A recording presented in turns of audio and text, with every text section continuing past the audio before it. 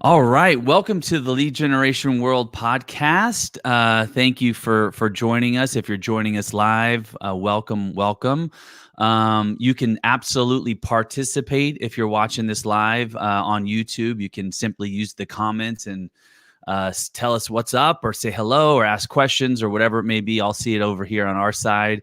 But it's good to have you. If you're watching the recording, welcome as well. We'll have some contact information on our guest and myself at the end of the show. So if you want to reach out to us with any questions, you're more than welcome to do so. But yeah, welcome. It's been a while since we've had Lead Generation World live podcast. It's been a couple months. We've been, up to our ears in conference and events recently, which is great news. Considering we're just getting out of this sort of pandemic and getting back to live shows, and we're really, really excited to be doing that. We've got Lead Generation World San Diego coming up in January, which is going to be just an awesome event. We're so excited to have it in our hometown of San Diego. What we call sort of fresh ideas and fresh air. It'll be a nice change. You won't go into a hotel and not see the sun for a couple days. But we got a really great lineup. We've got Damon John from the Shark Tank, who's going to be keynoting, which is going to be absolutely awesome. If you haven't seen him, you're in for a real special treat. We've got a golf tournament on Sunday. We've got two live bands playing, one Sunday afternoon, one Monday night. We've got lead buyer specific tracks. We've got a exhibit hall with meetups going on throughout the day. I'm telling you, it's gonna be a great time, and I hope you can make it. Just simply go to leadgenerationworld.com, click on the San Diego link, and it'll take you to all the information you will need to register. And in fact, we've got our guest today is Casey Cook, the founder of CloudControlMedia. Casey will be there as well. In fact, let's bring in Casey to the show. Let's do this. Let's see. There we go. Welcome, Casey. How's it going? Doing great, Mike. Thanks for having me. How are you? I'm doing pretty good. Thank you. Yeah. So I was just saying we're going to have you at the show as well. In fact, you're going to be speaking. And we'll get into that a little bit later and sort of lead into that. But I do want to welcome you to the show. We've known each other for, at the very, very least, 10 years in this space. And you've been, I'm not gonna age you. I'm not gonna date you, but you've been in the space for a while, right? I want to kind of dig into that just a little bit.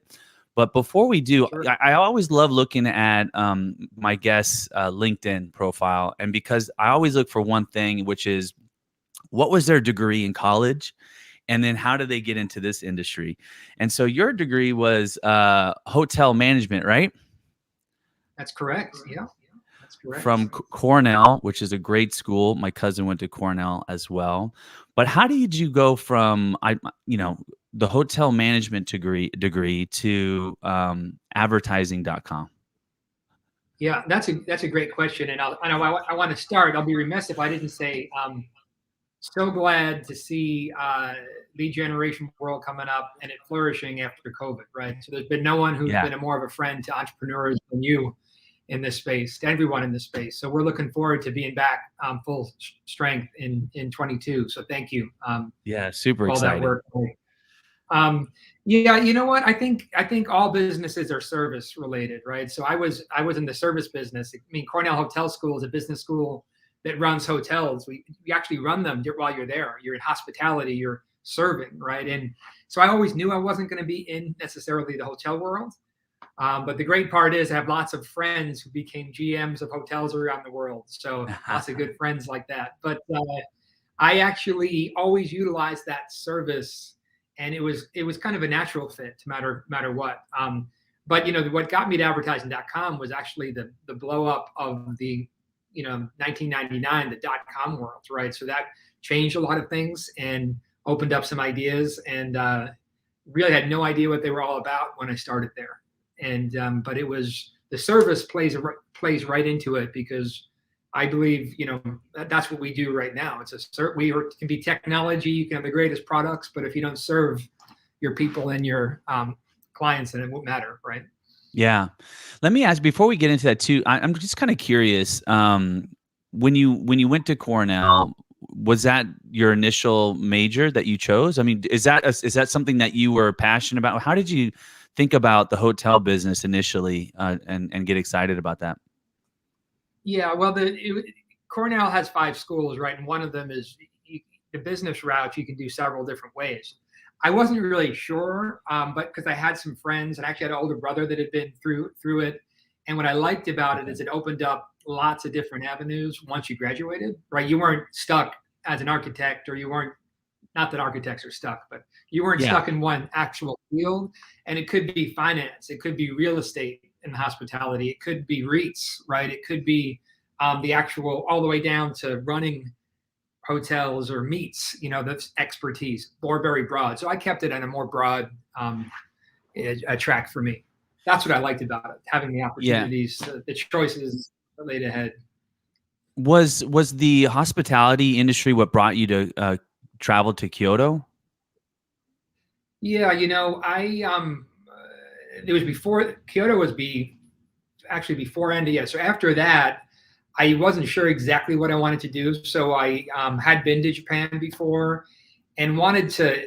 I kind of believe in, like, if you're not sure exactly what to do, then shake things up a little bit, right? So I could go out and start the path of a young, on a training program with a hotel or a big financial group, but I wasn't sure. So I said, let's go abroad. Let's learn some new language. Let's get kind of shake things up, and that might, make the next step a little clearer, right? Yeah. And really glad I did that, because I think everyone, if they get a chance to see that where we live is not necessarily the mecca, Yeah. there's other perspectives out there. It's really, really a healthy thing. Yeah. Joey Liner says, "What's up? What's up, Joey? Thanks for What's up, listening Joe? in." Um, so you were there. What was that like for 18 months? I mean, talk about shaking it up. I mean, that's obviously a big change. Yeah. I am so glad you went this way. This is fun. I actually, it's so much fun. I put a post out, which I got more feedback than anything I ever did on LinkedIn, and it was called "Negotiating with the Yakuza," right? And so it was amazing, because in many ways, I mean, Japan is a heterogeneous society, and I really stick out. And a lot of folks don't really want foreigners or gaijin in, right? But then the parts that did more for me and served me in ways that we're still friends. In fact, Shibata-san, if he was listening, I got to see him 25 years later, a couple of years ago, right? So that was really neat. But one of the most amazing parts is I was a hack musician. I would teach English in the daytime, study the Japanese, and then perform at night. And one of the spots I performed, I actually had to um, pay off, I guess I could say that here, the Yakuza, the local mafia, in order to have that. So I had actually had protection um, to be able to play on Kiyomachidori Street in Kyoto, right? So right where Shijo Horikawa and Kiyomachidori is right above that. And I had the prime spot. But you learn a lot at a young age, being off on your own and figuring those things out, right? So I think it all Yeah. helps. Yeah, I bet. So how does that come about? Someone comes around and goes, "Listen, if you want to play here, you got to pay here." Is that how, or Yeah. did you go, or was it like, "Hey, listen, Casey, it's great, but if you really want to do it, you got to go talk to this guy over here." I was more the former.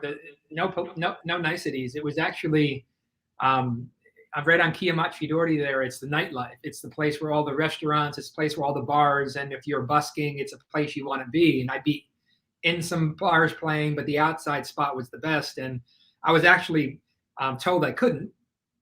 And I was actually told I couldn't in a non-kind way. And it turned out I had befriended this guy who was about 85 named Jackie, and I'd been kind to him and loving to him. And it turned out he was the dad of one of the local Yakuza guys. And I wrote about this in there. And so the gentleman who wanted me to leave was not happy I was there. But then he saw that I had been kind to his dad, and it opened it up. So yeah, it just didn't cost too much.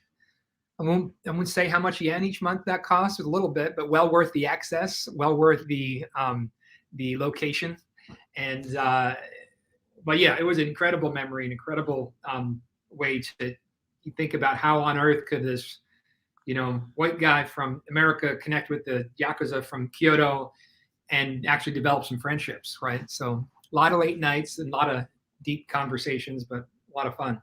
Really, really cool. Did you head out there with a friend or by yourself, or? I was solo back then, and it was that what made it special as well. Yeah, yeah. Yeah, I think that's just an amazing journey and experience. And so at some point you decide, okay, time to leave. Yeah, that's right. Time to leave. Made it back to the States, and kept going forward here. And what was that? What'd you keep going with? Like when you got back, what was that? What was that next move? Out of curiosity. Yeah, I did. I got into some, I got into some education work, the world a little bit with working for a giant association in New York City, putting together conferences, right? So I had some background in that, but then I went into the travel world, right, where utilizing that service, much more hospitality, where I call myself a travel slave for a couple of years, but was in 30, 40 countries over time where you were putting on events. So why I really appreciate what you do, putting on events. It was either incentive travel for fun, rewarding corporations, rewarding their employees, or business group travel, right? Putting on large events in all over the world, right? So didn't get paid much, but I always focused on the business meetings and was that guy that wanted to be there setting that all up. And as a fly on the wall for some of top Fortune 100 companies, that's what we did. You did for 2.5 years about. Yeah. That's great. So in 2000, you joined advertising.com. I mean, tell me about the landscape in 2000 at advertising.com. What was that like? I mean, were you pretty excited to be a part? I'm not sure if that was necessarily your first entrance into the, digital world, but it was. Okay. And in 2000, so that's, things have already took a turn for the worse, right? In 2000 or Yeah. So March, I joined there. I joined them right after it was sometime in March, I think, 2000, when MicroStrategy restated earnings. And I say that because Michael Saylor has become very big in Bitcoin and out there right now. That was his company. And it was a lot of people, that was the beginning of the markets crashing, right? And it brings up other opportunities. And advertising.com back then was amazing. I mean, you walked in and it was really the picture everyone thinks of a startup, the goods and the bad things. There was dogs running around, there was kegs in the lobby, there was a lot of money being made, there was overstaffed. But it was also magical because the guy who had no background at all in this, I got into the product side of it and started learning and teaching the sales staff. But I soon learned I should be doing this myself. I should be selling this myself. So yeah, that was Inner Harbor, Baltimore. Amazing environment. I don't know if I'll ever have that group of smart individuals under one roof. It was just so many people from there have gone off to launch companies and businesses, and it was just incredible time back then. Yeah, everything was new. Everything was being figured out still, right? Yeah. How did you get into the EDU industry, vertical? Was that at advertising.com when you sort of got first exposed to that industry? Yeah, it was because at ad.com back then, so I was there for 2 months and we laid off a third of our people. So when the bubble really burst, right?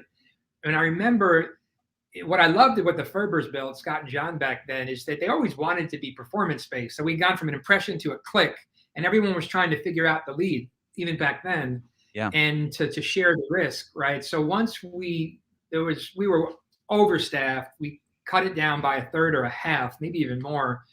But we grew to 4 times the size and profit without adding a head in the next year, right? Incredible. But one of the things I said was, hey, education might have a spot here. And a couple of us worked hard on that vertical, and it hadn't really been touched back then. So, cold calls to all those schools, to the CECs, to the AIUs, to the CTUs, to the Kaplans, to the DeVrys, and to University of Phoenix, of course, right? And they own 95% of that pie. So I was working in all verticals, but to me, that was some beautiful low-hanging fruit that hadn't been touched yet. So that's where it started. Yeah. Yeah, I want to get into that, but I do want to go back to one thing you just mentioned about the two gentlemen that were running ad.com and their interest Yeah. in moving down the funnel into performance.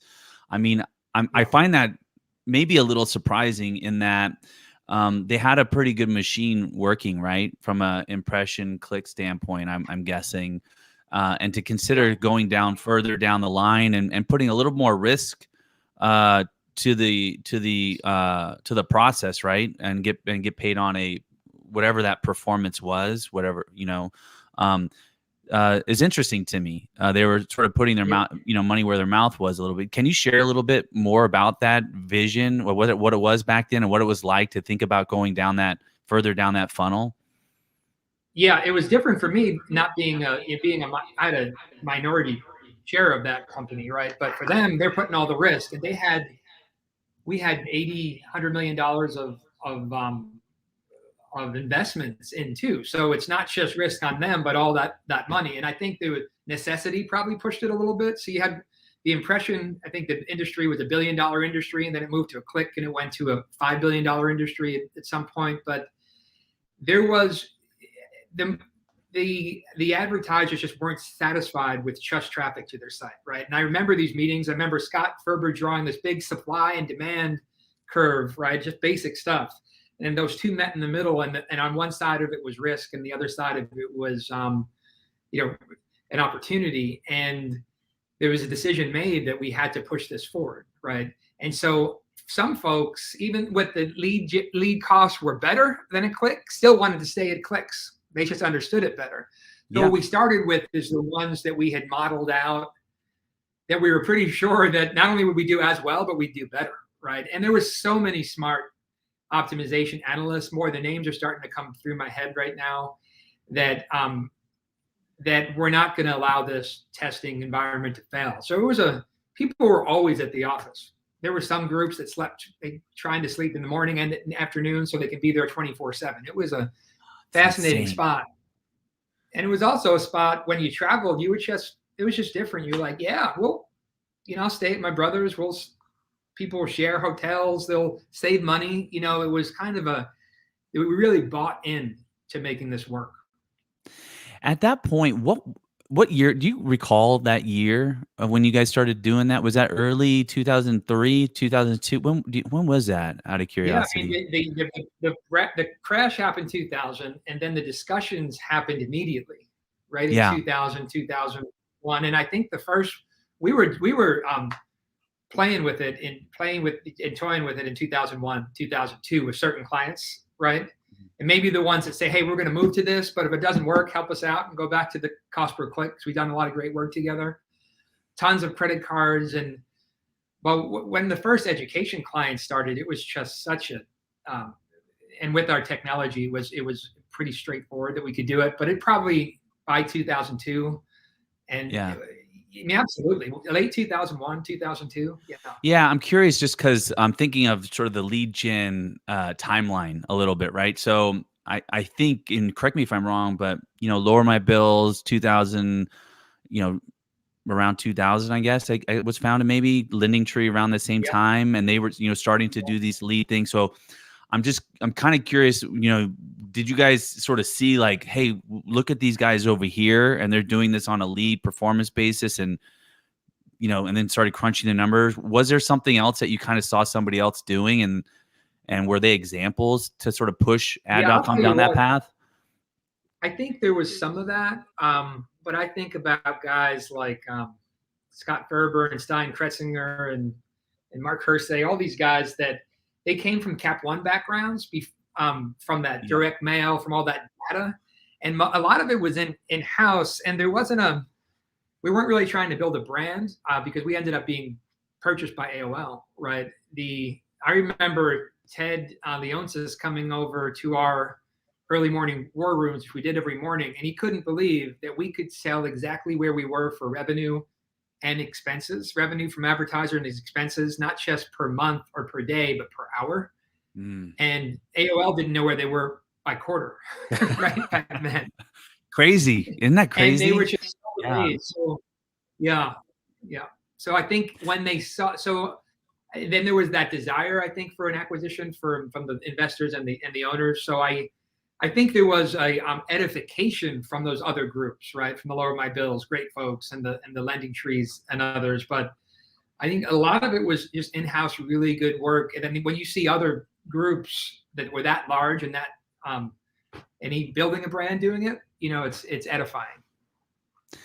Yeah, definitely. So then, okay, so now you're, the EDU industry seemed to be some low hanging fruit. These guys were also in that era of really growing and capitalizing on the digital sort of revolution to some extent, right?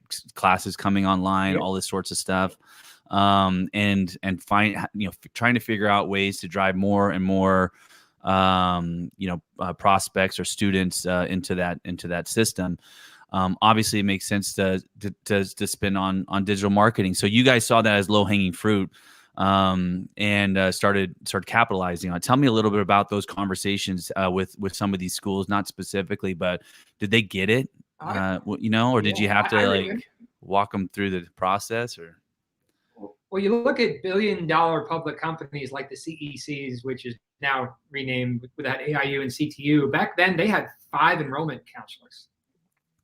They were just starting to do it. Now, and with my good friends now, Family Quinn Street was one that was doing it, and we were doing it. There were only a couple of groups coming to it. Classes USA, remember that name? Yeah. Back then? Long time ago, we're doing it with Jordan. But I remember being in Larry Etherington's office at University of Phoenix and walking him through the different options. And they saw it. They were one of the best direct marketers even back then. He saw the difference between impression, click, leads, and how every time it went down that path, it was better for him. But the pie got bigger, right? And I remember that. And the first one he did was, I always want to ask big. So do you want to do 100K, 250, or 500K a month type of thing? We had that kind of capacity, and he had no problem jumping at one of the first couple. Oh, that's amazing. But I also remember the mistakes we made through it, right?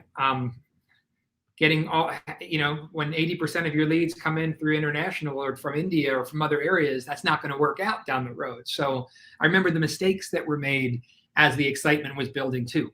Yeah. Oh my gosh, I bet, because in that era too, I don't know, and I'm curious to know if you guys did. Most people didn't have a real good grasp on fraud, right? And traffic where traffic's originating from, and what that intent level was. How'd you guys navigate that?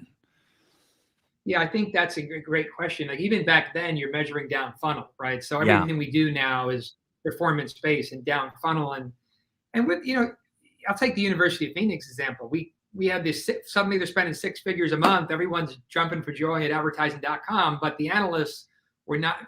We were supposed to have US only, but they didn't do it, right? So, and we shouldn't be making 90% margin. You should have a fair margin. I believe in margin and making money as much as anyone, but whenever you're making very, very high margin, someone's getting the wrong end of the stick, right? Or even high margin is good, but way out of bounds. And so we went back. We said, hey, this is wrong. Let us do a make good. But what you'll find, Mike, is that the profits versus lead gen versus clicks were much higher on the lead gen. And you find 1 or 2 big clients that can do that. It can then be the R&D. You were asking how it happened for the 50 other clients that need to happen at advertising.com, right? Yeah. Yeah. Yeah, I mean, I can imagine that even back then too, that the communication process on what was sort of closing and down funnel, and we'll talk about this later, but attributing this massive advertising spend to new students probably was almost impossible. Were they able to tie the two back then? Believe it or not, back then, it's why advertising.com was so forward thinking. And I think it's why so many entrepreneurs came out of it. We did it. The schools that would give us the information, we did it, right? It was just really connecting data together. But what schools would like to do is just not give us the information so they could pit us against each other, right? It turns out I was always second to either Classes USA or Quinn Street, but and then when you talk to those guys later, they were always second too. So That's funny. it's That's a funny. yeah, yeah. They were always second. They said the same exact thing to all three of us. But when we got the data back, it was pretty easy to knit together. I'd say we even did it because we knew how important it was. Lifetime value that we asked for that data all the time, and I think it took a dip later in the 2000s in our industry, and now of course it's science now, right? But yeah, it was fun. What do you see? Because even now there are brands and companies that hesitate, and there's very few now, but they hesitate about sharing data back and forth, and being relatively transparent when it comes to performance.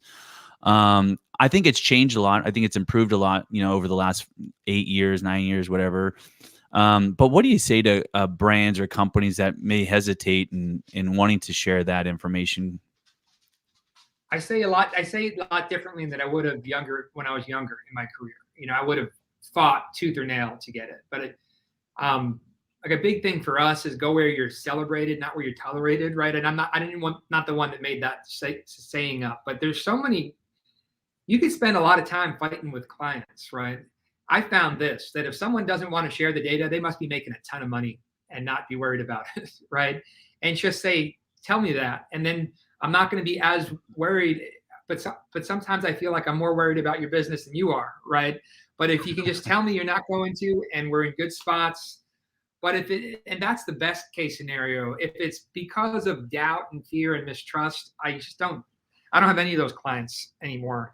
And that is a spot that I just, you're not going to do as well if you don't share. And luckily there's less and less. But back then, I think people were just afraid to because they were making money hand over fist. And I learned that from doing the exclusive deal with the University of Phoenix. They were just making so much money, they didn't have to give us back any of the data. They could do it more on their own, right?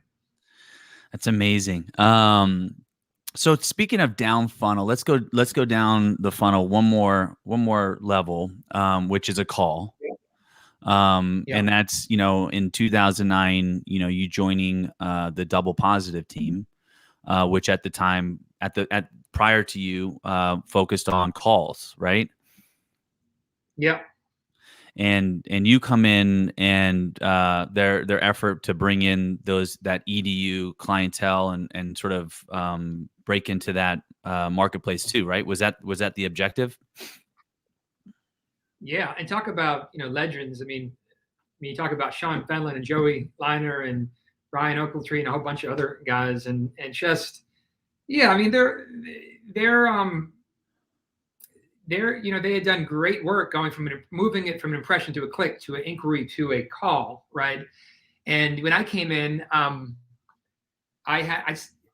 wanted to see that business flourish, but I also thought we were leaving a lot of money on the table, like fortune on the table, by not having that other piece. So it wasn't a demand. It was more like, hey, if that happens, great. And a year later, we had, I think one of the things I'm most proud of one of the second largest, probably AOR relationships ever in digital marketing happened. It was search and it was social and it was display before it was programmatic. It was lead gen, but it was before we had any of those products. They just trusted us, who we were, to build them out, right? And to spend those hundreds of millions of dollars through us. So listen, if I've traveled far, I've done it on the shoulders of guys like that and kindness of people like you, right? And so it was, but being able to get a deal in before you even had those products for that type of a size, it shows what I think is an art that should be talked about more, and that's just the trust in our industry, right? Yeah. And it's hard though, because, I'll go back to, a time when I was, a lead buyer working for a mortgage and insurance company, buying hundreds and hundreds of leads a day. And, you got guys picking up the phone, and calling you, and they're saying all the same thing. And they're saying, oh yeah, we can do this. We can do this. We can do this. And they don't. But so I can see how it can be difficult too for a brand to trust some sources. But you had a different relationship, you had, right, with CEC at the time, Yeah. I'd imagine. Yeah, and that was so it went from the University of Phoenix exclusive deal, right, to to it was then EDMC, and then all the challenges with them. Or It's EDMC, amazing. yeah. Like, yeah, happened a decade before we were there, right? All that key temp stuff. But I think yes, I mean, that's something it's very difficult to do early in your career. But that's why I really recommend people like to go and to dig in and to build relationships. I mean, I don't have a passion for digital marketing. Zero. I have a passion for human flourishing, right? Yeah. And I get like you don't have a passion necessarily for putting clicks and data. I mean, you have a passion for helping people, right? And Yeah. that you do it through your business, right? So if my clients are flourishing, that means all their people and their customers are, which mean my people will be, right? So if you take that type of an approach and build relationships over time, you'll be able to get into those situations. But yeah, cold calls when you don't know someone, that's going to be based on all data, and the trust has to be built. But at this point in my life and career, it's just great. I mean, I can't wait for San Diego. I mean, all Yeah. those people I haven't seen in a long Yeah. time. I mean, believe me, I'll have fun at all those tracks and stuff, but Yeah. it's No, what you're bringing together is most I special. mean, if we didn't say anything like of value this whole podcast, I really think that's it. Is the human connection of helping people is where you succeed in business in general and in life. And you have there's a certain satisfaction for helping people, companies, whatever it may be successful in their own ways. And Yeah. if you're not doing that, if you don't have that, because you're absolutely right. I'd imagine people can certainly enjoy the logistics of their job, and the mechanics of it, and be really really into that. And I think that's great. But I think uh, digging a little bit deeper is that human connection of helping other people, which is what I connect with too. So I relate to you in that. And I think if people find that in whatever they're doing, you're probably right. They're going to be successful and happy. Yeah. Yeah. I mean, when people talk about you, it's very rarely is it lead gen. It's this is what, hey, Mike helped me with this, right? And that's a commonality over the last decade, right? And you build up businesses that way by you make promises, then you keep promises, and you make them and you keep them. You just keep doing that. And when you mess up, and every meeting, new client, I say, hey, if you're wondering if we're going to make a mistake, I'll make this really easy for you. I guarantee we're going to mess up, but it's how quickly I redeem that back to my promise is what our relationship's going to be based on, right? Because everyone's going to mess up. But yeah, that human flourishing piece, when people ask me, that's what I say. And if they're really interested, they'll ask follow-up questions, but most people aren't, right? But the ones that are interested, I really want to connect with.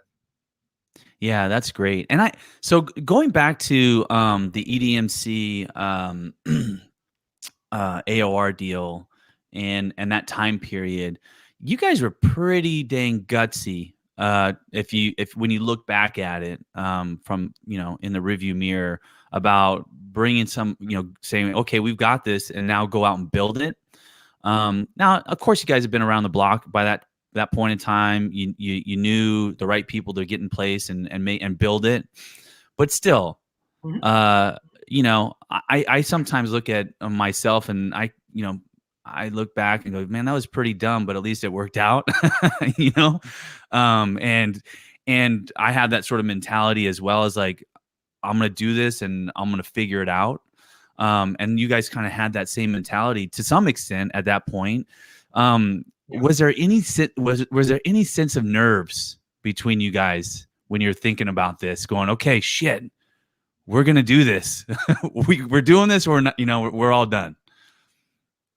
Well, yeah, absolutely there was. And there was also really, really smart people that had us checks and balances from the EDMC side, right? So what I really did is bring the band back together from University of Phoenix, right? The Paul Dodanos, the Brian Tomasettis, the people that were the absolute best at their craft, right? Because if you have those structures in place, and programmatic wasn't really a thing yet, right? But the ability to do display, I mean, the best, the Derek Potters of the world. So you bring people together, and here's my feeling on that: you can still fail, but the risk, if you bring the best people together, the risk of failing goes way down, right? And then you have checks and balances. I mean, those guys were not going to risk their business. I mean, John and others who were leading that were demanding, and after 3 months, we had massive increases for them, and then we kept that. So the answer is absolutely. It's really big things are scary, but in a way that was, kind of like you take your kids on the giant roller coaster at first. Like, it's scary, but there's lots of security around it, and lots of money spent to make sure that you're doing it the right way and to stop you from getting hurt. But those were the most exciting days, right? When you're talking about getting things done in that way, it's, there's not more of a more exciting thrill in business than that. And you can have it on smaller deals too, just different zeros, different decimal points. Yeah. When you look back at that, deal, and even at, ad.com and those big campaigns that you had running, and they all sort of, come to an end for some reason or another, right? It could be the industry, education went through some serious issues and had to decrease budgets. A lot of them shut down. Lots of issues happen. When you look back at those from a business operational standpoint, in diversification or anything like that, would you do anything different? It each one differently. The University of Phoenix one was groundbreaking because I remember, Jay Weintraub back then asked me, like, can you speak at LeadsCon? The first LeadsCon. I said, what's LeadsCon, right? Not the first. I'd say that the first one, no. I mean, I was more green into this too. I mean, we were, I wasn't a partner at the company, and but I got this deal in that I do think changed the industry in some ways. And for me, I wouldn't change anything because I developed so many friends through it. I mean, when you're spending $300 million of someone else's money, people pretend to like you, right? And I got to know, I say pretend because they want a portion of that, right? And I got to know so many incredible people through this, and which allowed me to build up until, running my own thing here, and starting it. Would I have safeguarded some things differently? Probably, because that one ended because, a company called Aptimus, and you can go back, the University of Phoenix ended up buying them. I mean, they were losing money, and probably the best sale of a company ever, as far as if you look at what the company was doing versus what they received. But God bless them. It's very well done. And they became University of Phoenix's marketing arm for years, right? So we did great work. We did cut their acquisition costs in half. I don't think anybody came close to that even afterwards for a long time, right? As far as the second one goes, all deals end because of, I think, fear at some level, right? And I think there was lots of reasons there, right? Why that happened. But I think that the way I run my business now is that I would love deals like that, but would I like several of them? Absolutely. I think it wasn't even, we executed very well on that deal. I mean, would love to have had one in each vertical, right? And we had several like that in other verticals, but there's so rarely deals that size that even if you're diversifying in other areas within the company, you're still going to be heavy there. Yeah. But I think any CEO would say yes to taking it anytime, because it gives an opportunity to do other things, right? Yeah, no doubt about it. That's really interesting. So, moving on from Double Positive, tell me what was next. Did you take some time off? Did you do some consulting, and give me the roadmap after Double Positive? I almost actually left this industry after ad.com, but I came back to Double Positive, and I'm glad I did and it was definitely the people. After Double Positive, I was in a little different spot, right? And necessity versus desire, right? What I needed to do versus what I could do. And I did some consulting. I went around and I talked to 20 different, university presidents, and with a couple of very close friends, very established, very accomplished 12 friends. I mean, a couple of friends, and we were considering creating an OPM, right? Mm-hmm. to rival a 2U or lots of different things. And I think one of the things we realized through it is that each one of these college presidents wanted two things. They wanted more students and they wanted to change nothing, right? So that's kind of a joke, right? But they didn't want to make the hard decisions that were made. So we decided to all go our different ways. And I ended up launching CloudControlMedia, right? And because what did I know? I knew how to bring deals in like that. But what didn't I have? I didn't have that full control to do long-term what I wanted to do for my clients. Because when you work for whether it's ad.com or a double positive, there's a board there, right? They're going to be they're the investors, and they have every right to make those decisions. But you know what you have when you start a business? You know, because you've done it. You have an idea, you have a phone, and you have a computer. And you're by yourself in a room, right? And what you do is you speak it into existence. You tell somebody about it, and you have a conversation, and then and that's what I did. That's how it started. And what you need is you need to find a client who trusts you, and then someone to service that client, and then repeat and rinse and do it again. But that was wild, no investors. I just did that. My wife and I did that on our own. What was the pitch? So was it media management? Was it media buying? Was it agency services? What was it initially? Yeah, you know what it was? A very good friend of mine, one of the guys from Double Positive, said to me, when you're starting, you make money how you can, right? To get to that point where you can, survive and then keep going. So it was, but I didn't have to really get that creative. It was media management, right? It was started out with, a friend who I knew, and they were changing agencies. And I said, listen, all that agency's doing, it has people running your search. You remember this guy from when we used to work together. He's going to be the one doing it. Give me 3 months. And so it wasn't a 2-year contract, and we did great work. And, you take someone who's spending $500,000 a month and get it 7, 8, 9%, that gives you a little leeway to then. So I rolled all that money back into hiring somebody else. And, I was fortunate to find some really, really great talent and people who I trusted. And, guys like Chris Roberts, who's my COO, and my joke about him is he does more, it's like the old Army commercial. He does more before 9 a.m. than most people do the whole day, right? And he just gets so much done. And then again, hiring people who you can trust and they can trust you, right? Because without that, that's just not gonna work, right? But there was some fun, nervous days in the beginning, that's for sure. I have a slightly separate question. Just kind of get your your experience on hiring and managing people, because you've obviously gone through that in multiple forms or fashion. And I think sometimes startup entrepreneurs have a real problem not coming up with ideas and not getting their hands dirty and not getting in the mud and making things happen. But I think a lot of them struggle with hiring and then management of people.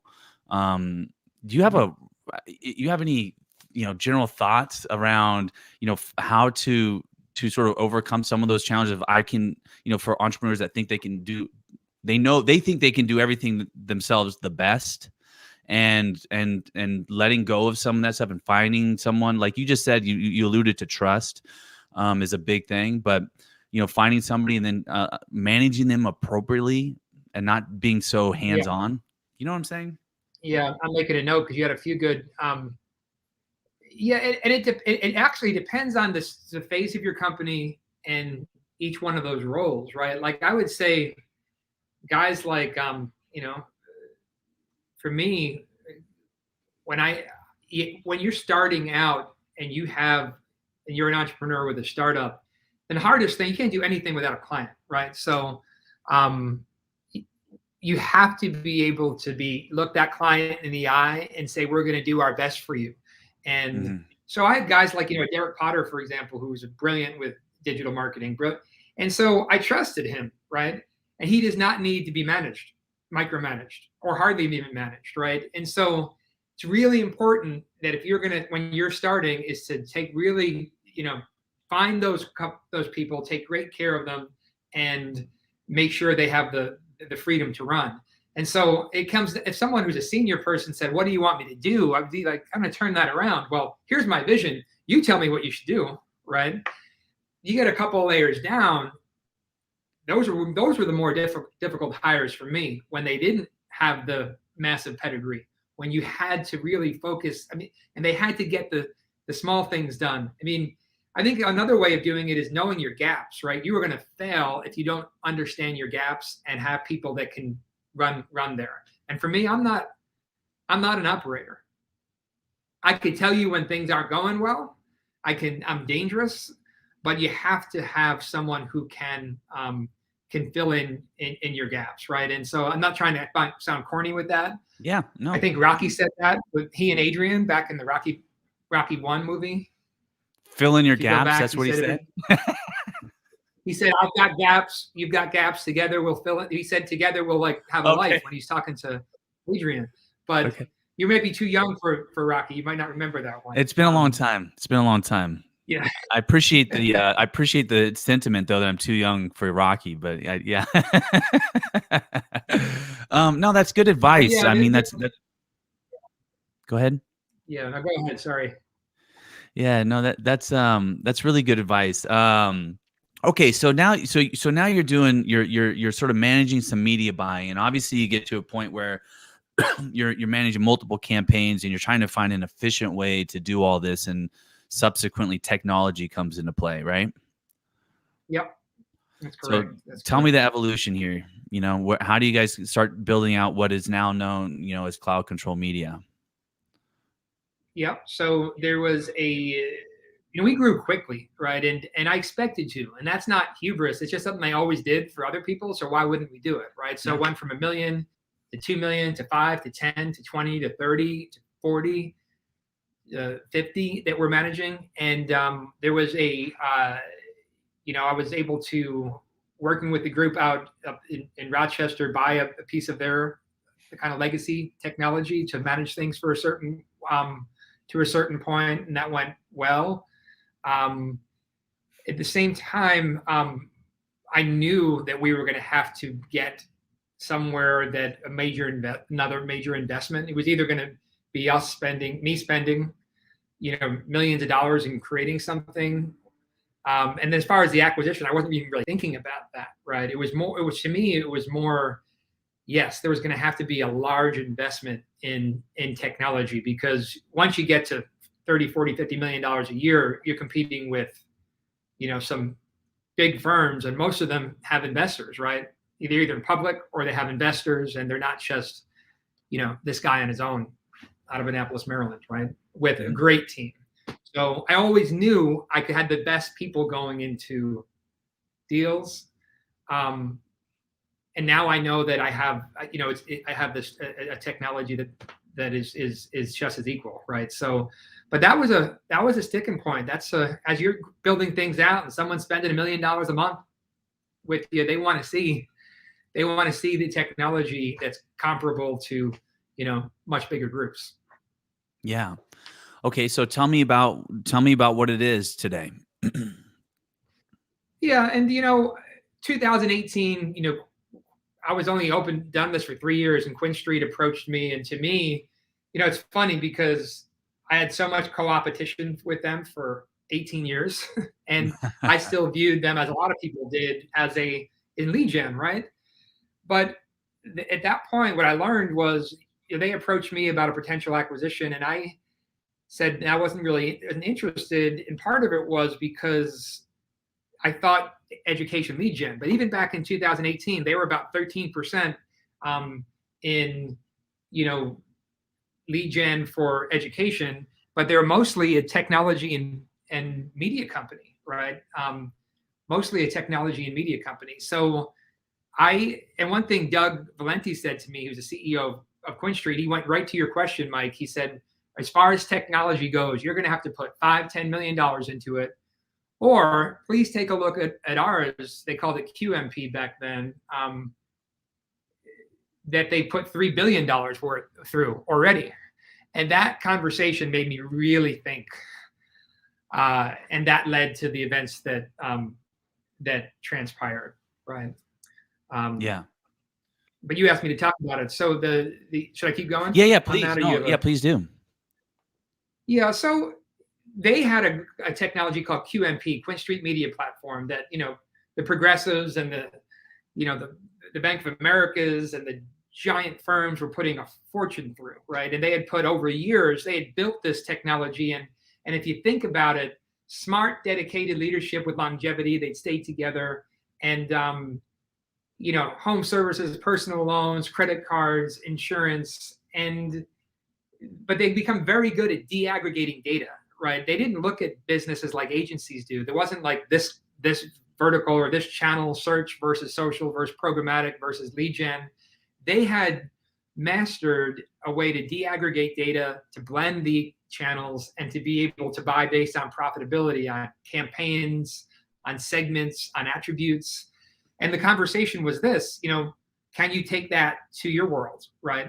But it wasn't necessarily ready to be licensed and to be put out there. So the acquisition happened, fully owned subsidiary of Quinn Street, and in that great Quinn Street family. They then left the education media business, which is fantastic, right? So there's not any conflict of interest to me if we're managing people's monies for education.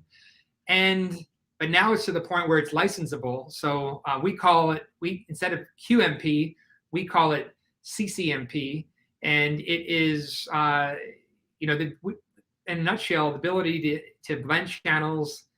And if there's 5 channels and each of them had 100 separate campaigns or 100 separate segments, and you blended them, and you can buy based on profitability from 1 to 500, that's what we do. And it's usually once the de-aggregation happens, there's about 30% savings we find, and that can be reinvested. Some a lot more, some a little less. But it's a lot of fun because now I can go into meetings knowing, this is a big priority to Quinn Street. They're a $1 billion public company. This CCMP, the investment behind it is something that I, wouldn't have put in on my own. That's for sure, right? So that's where we are. Does that make sense? Absolutely. And I don't know how exciting it could be for a brand or any company to be able to access something that has been so wildly successful for one of the largest companies in our industry. Yeah. That process of what they're doing, utilizing it to make hundreds and hundreds of millions of dollars, is in itself outrageous for a brand, for companies that could get access to that type of tool. Yeah. And that was it. I was out there and I knew it, and there's no must stay here, right? We're a wholly owned subsidiary. I'm here because it's fun and it's what we could do. And now we're doing it not just in education, but it's any vertical, right? So now it's licensable for the first time earlier this year, licensable with service. So it's not like a Salesforce where take it and figure it out, and then you have to hire a bunch of people to run it. It's the same stuff we use to manage our clients' business, but now it's licensable, and we're really making a huge effort on it right now because I believe, there aren't as many giant deals like that, right? Most big deals are going to be built out in-house. So now I have it's an actionable buying platform with an analytical backbone that people can utilize to buy based on profitability. And it's a whole different conversation, right? Yeah. To have versus the agency side, which we still do. Yeah. Right? Let me ask you a question. Do you have a hard stop in 5 minutes? Keep going. Okay, cool. I won't keep you too much longer, but I do. There are a couple of things I want to dig into before I let you go. But yeah, Yes. and you're going to be talking about this at Lead Generation World, and really how to turn sort of those digital media campaigns into profitability, and about Mhm. attribution and data models, and the issues with data models, and the positive things with data models, and when one of the things attribution, when we think about it, we think about the rudimentary first click attributions, right? And just Yeah. and a lot of companies just stop there. But you guys take it a step further. Yeah. So you're talking about the not just last click, but how programmatic impacts search and how everything impacts everything else, right? Yeah, and how it goes all the way Yeah. down to the sale, right? Oh, right. So I'm sorry. You're talking about all the way through. I misunderstood you for a second. Yes. Yes, we have to. Yeah. You have to track it. I mean, it's such in what we do. It's assumed to me, right? So how are we tracking it all the way through to a sale, and not just through that? There's some sales that aren't profitable, right? Shouldn't even Yeah. be a sale. They're going to end up might cost you money if they don't stay. If that's a mortgage loan that defaults, or if it's a no matter what it is, if it's a student that quits. But yes, we track it all the way down. We knit it together from an impression all the way through to lifetime value. Mm-hmm. And it is a lot of fun. And this is where the Quinn Streets really helped me, because they have, 250 programmers, right? And I didn't have that. So it's knitting that data. And you've probably seen this. You go in and there's billion-dollar companies that still their data is a mess, 100%. right? Yeah. And so you've developed one of the most well-known now conferences in the world on this. And a lot of folks, if you can't measure it, and I always say great businesses, great families, great everybody, great institutions know where they've been, where they are, and where they're going, right?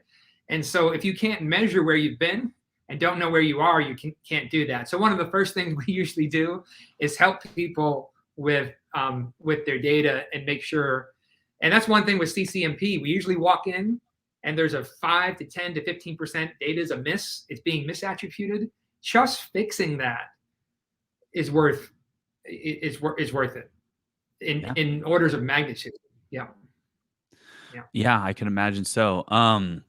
With education, I'm kind of curious before I let you go too, is the other thing I wanted to talk about is, we've sort of alluded to it and just sort of glazed over the surface of the roller coaster that is that industry, right? And the regulations and the regulatory scrutiny that it's gone through, and the ups and downs of companies coming and going and disappearing, the big boys disappearing, companies not even willing to go digital in some instances, because they've been scrutinized for whatever it may be. Where the heck is EDU at these days? When you look at it in the history, sort of, is it sort of settling? Is there a place for growth with regards to performance marketing? Where do you see it?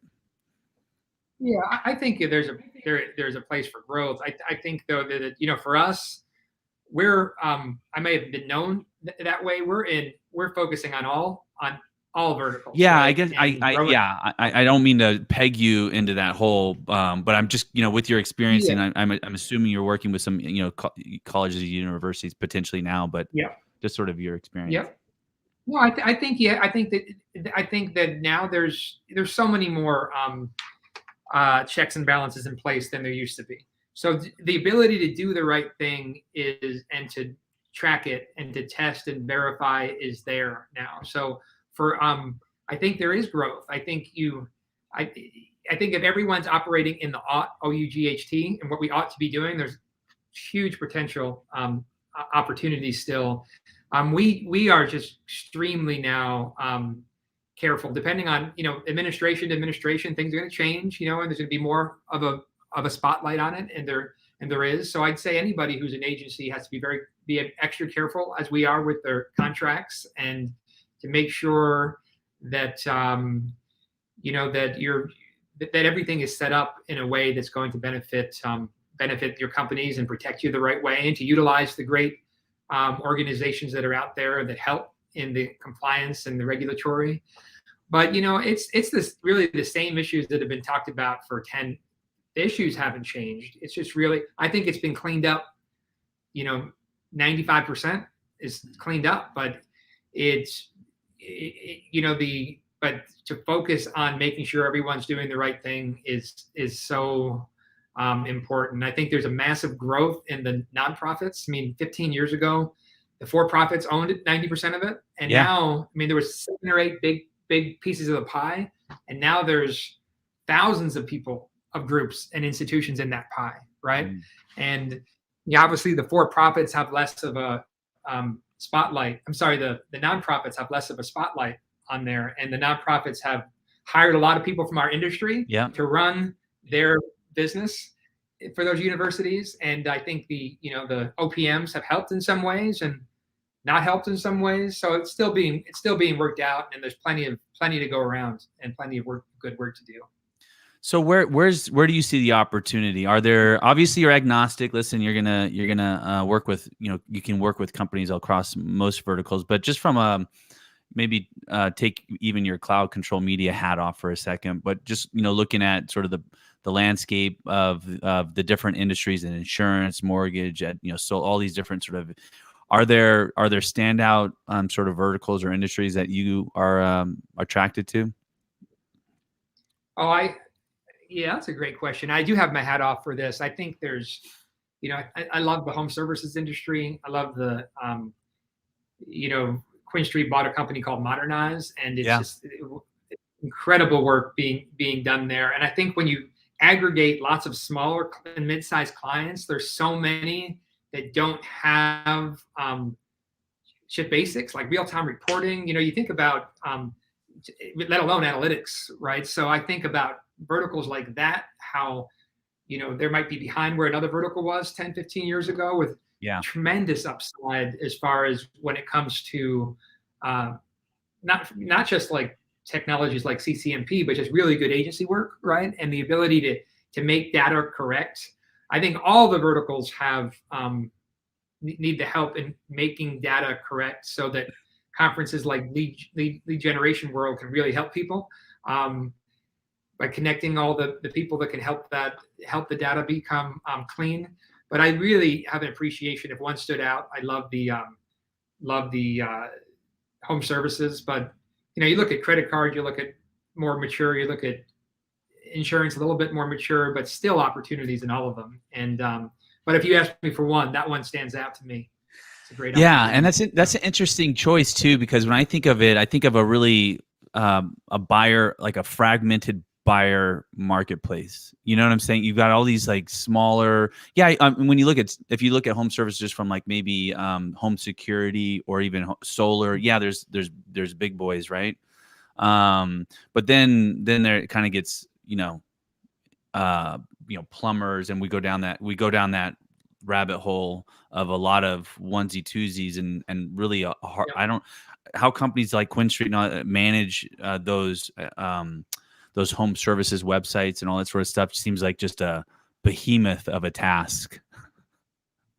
Yeah. There's and then there's some in between, right? There's the giant ones, there's the tiny ones, and there's the ones that just to that point where they need that extra layer. And I see that as an opportunity to, you help folks like that who have grown a business. I mean, we both know what it's like to grow a business from something small to something that is now mid-size, right? Mm-hmm. And the technologies that you need. And that would be my hope, to be able to, it's in the past there's been these giant deals,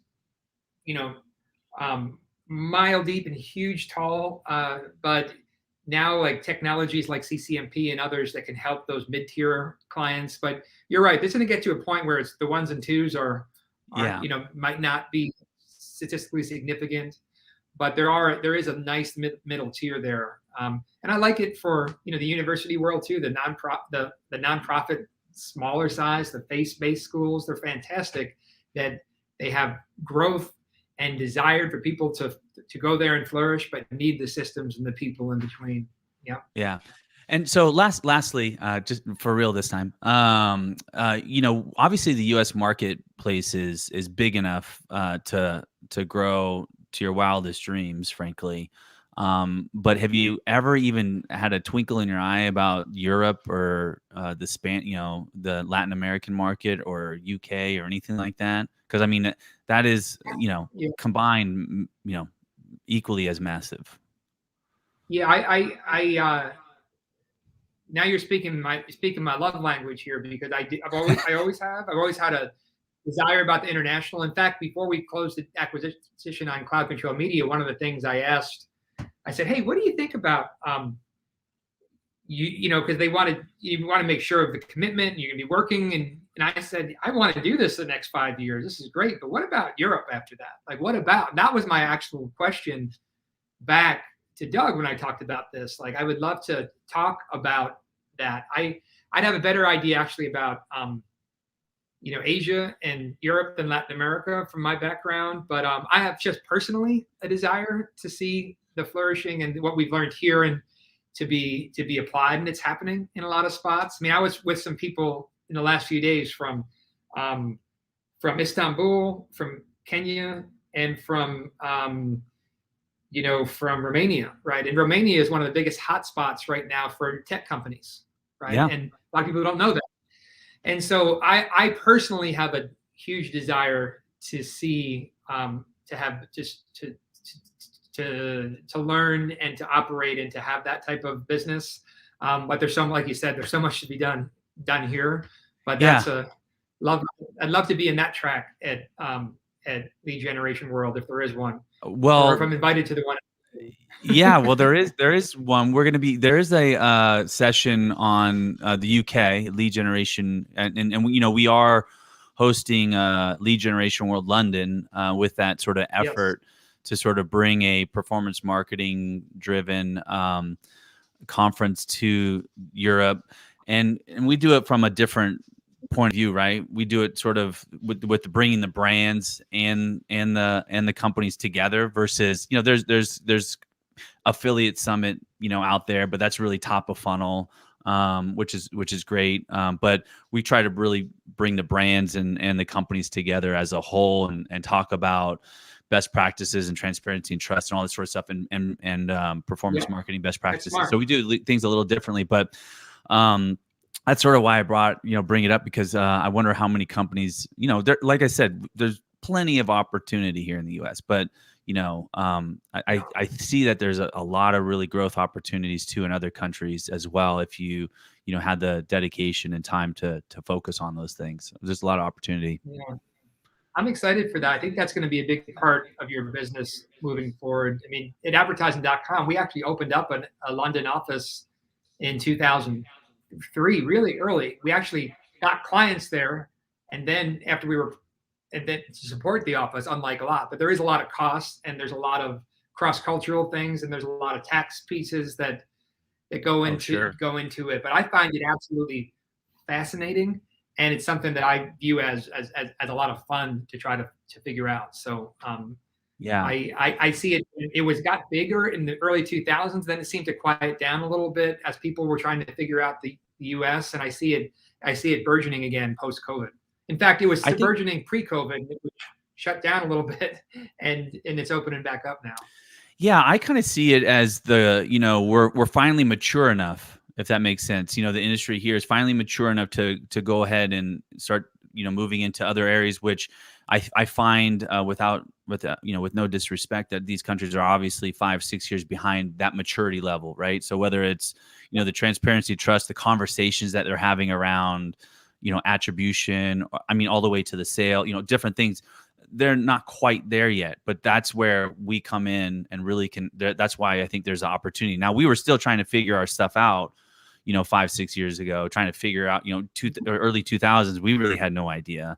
So I think now the opportunity is right for companies to start considering those other marketplaces, but we'll see how that all plays out, man. Well, listen, I kept you way longer than I told you I would, and I hope you don't mind talking shop with me today. It was a real pleasure to have you on the podcast today, and I can't wait to see you in San Diego face to face, and to watch the session. If anybody wants to learn more about Cloud Control Media, what do you recommend? Going to the website here. I'll put it up. Just email me, KCCASEY at cloudcontrolmedia.com, and would enjoy that. And Mike, like I told you before we went on, this best part of my week, it's been a busy week, and I had this on the calendar of something that I was really looking forward to. Are you going to have a little bit of a mini Ironman out there event that you're going to be running while God, I haven't done a race in a number. I think I saw it popped up because it on Facebook or something. It has the memories. I was like, oh, the good old days. I think it was 4 years ago. Was the last one, and it was a full Ironman, and it was the one that you're like, why am I doing that? it was one of those ones. Yeah. So I haven't, but I'm still running and doing my thing. Just not swimming as much as I probably should or anything like that. But maybe one day. This lead gen world thing's got me pretty focused right now, and we'll see. How about that for you? We'll see. Good. Hey, thank you for letting me bring up Kiyomachi Dori in Japan and talk about that. That brought back some good memories and life lessons. So well, good. I hope you. I hope you enjoyed the conversation. We will end it there, and next up is San Diego. So I'll see you there. All right. We'll see you in a couple of weeks or a couple of months. Thank you. All right. Take care. Take care.